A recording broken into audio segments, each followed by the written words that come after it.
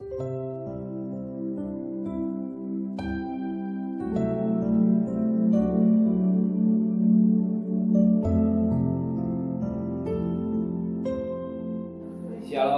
pagi, mari bersama-sama dudukkan kepala, pejamkan mata sejenak. Bapa yang bersemai dan kerajaan surga, yang boleh kami kenal di dalam nama Tuhan Yesus Kristus. Terima kasih Bapa buat pemeliharaan yang Kau berikan dan keluarga kami. Kami boleh bangun dengan tubuh yang sehat dan Kau berikan panjang umur buat hidup kami. Maka sebelum kami mengadakan aktif selain kami mengadakan mesbah keluarga, mesbah pribadi, kami boleh naikkan pujian penyembahan dan kami rindu untuk mendengarkan renungan firman-Mu. Sekalipun singkat, tapi firman menjadi berkat buat kami. Roh Kudus mengurapi kami, Roh Kudus melembutkan hati kami, dan kami juga boleh naikkan doa syafaat kepada Tuhan. Haleluya, amin. Shalom, pagi, mari sama-sama kita akan membuka firman Tuhan Galatia pasal 3. Galatia pasal 3 ayat 21 sampai ayat 29. Galatia pasal 3 ayat 21 sampai 29. Kalau demikian, bertentangan hukum Taurat dengan janji Allah? Sekali-sekali tidak. Sebab andai kata hukum Taurat diberikan sebagai sesuatu yang dapat menghidupkan, maka memang kebenaran berasal dari hukum Taurat. Tapi kitab suci telah mengurung segala sesuatu di bawah kekuasaan dosa, supaya oleh karena iman dalam Yesus Kristus janji itu diberikan kepada mereka yang percaya. Sebelum iman itu datang, kita berada di bawah pengawalan hukum Taurat dan dikurungkan sampai iman itu telah dinyatakan. Jadi hukum Taurat adalah penuntun bagi kita sampai Kristus datang, supaya kita dibenarkan karena iman. Sekarang iman itu telah datang, karena kita tidak berada di bawah pengawasan penuntun. Sebab kamu semua adalah anak-anak Allah karena iman di dalam Yesus Kristus. Karena kamu semua yang dibaptis dalam Kristus telah mengenakan Kristus. Dalam hal ini tidak ada orang Yahudi atau orang Yunani, tidak ada hamba atau orang mereka, tidak ada laki-laki atau perempuan. Karena kamu semua ada satu di dalam Kristus Yesus. Dan jika kamu adalah milik Kristus, maka kamu juga ada keturunan Abraham dan berhak menerima janji Allah. Puji Tuhan, suatu mutiara yang indah yang kita dapat petik pagi ini pada ayat yang ke-29. Dan jika kamu ada milik Kristus, maka kamu juga ada keturunan Abraham dan berhak menerima janji Allah. Jadi saudara milik Kristus.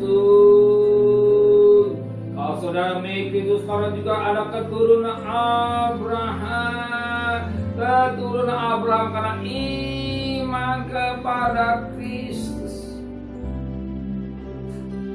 Beriman kepada Kristus. Kalau kita beriman kepada Kristus, bahwa kita keturunan Abraham dan kita manusia dan berhak menerima janji Allah. Dan kita berhak menerima janji Allah oleh karena keturunan Abraham karena iman kepada Kristus dan janji Allah, janji keselamatan yang kekal. Janji keselamatan yang kekal, bukan janji urusan perkara-perkara materi, tapi bicara hal janji yang kekal, hidup yang kekal bersama dengan Kristus. Janji, bukan janji Allah kepada Abraham oleh keturunanmu. Oleh karena iman kita kepada Kristus, kita milik Kristus. Kalau kita jadi milik Kristus, berarti hidup kita dalam kuasa Dia, hidup kita dalam jaminan Dia. Kalau saudara milik Kristus, berarti Dia Yesus juga berhak memperhatikan segala kebutuhan kita. Kalau misalnya seekor anjing ketika dibeli, dan ketika dibeli oleh majikannya, saat itu anjing dalam kuasa daripada majikan, hidupnya dalam pemeliharaan majikan itu. Dan juga hidup saudara itu saja adalah milik Kristus. Kita sudah dibeli oleh emas dan perak, bukan oleh emas dan perak, tapi oleh darah yang sangat mahal. Berarti hidup saudara kebutuhan saudara. Dia yang jamin. Amin. Dia yang jamin kebutuhan saudara, pergumulan saudara, masalah saudara, serahkan kepada Dia dan percaya Dia yang jamin. Dia yang bertumbuh dalam hidup kita. Ingat firman Allah katakan, aku sekali-sekali akan tinggalkan Tuhan. Aku sekali-sekali tinggalkan. Dari 13 ayat 50 pada ayat 8 Yesus kita sama hari ini sampai selama-lamanya kita milik Yesus. Kita nyerahkan jiwa roh kita kepada Tuhan. Dia yang memelihara, Dia yang menjaga, Dia yang memberkati, Dia yang membela dalam hidup kita. Amin. Terima kasih Bapak di surga. Kami berdoa Bapak kami yang milik Yesus, milik Tuhan. Kami bagaikan budak-budak. Kami juga bahkan anak-anak yang diberikan amanah Allah. Kami percaya kami sudah mengalami berkat-berkat yang dari Tuhan. Kami takut yang kami jalan. Kami tidak khawatir dengan makan ini, bicara makan ini, bicara bangsa-bangsa daripada Allah. Kami Bapak di surga. Tuhan kami. Hari kami bekerja, hari kami berdagang, sekolah, kuliah, kami berjalan dengan iman. Terima kasih Bapak di surga. Berkati Bapak Presiden, Wakil Presiden, para Menteri, para Gubernur, para Bupati, para Wali Kota, para camat, para lurah, para RW, para RT, para medis, para relawan, para TNI Polri. Jika mereka takut semua kepada Tuhan, hikmat yang dari Tuhan Kau berikan.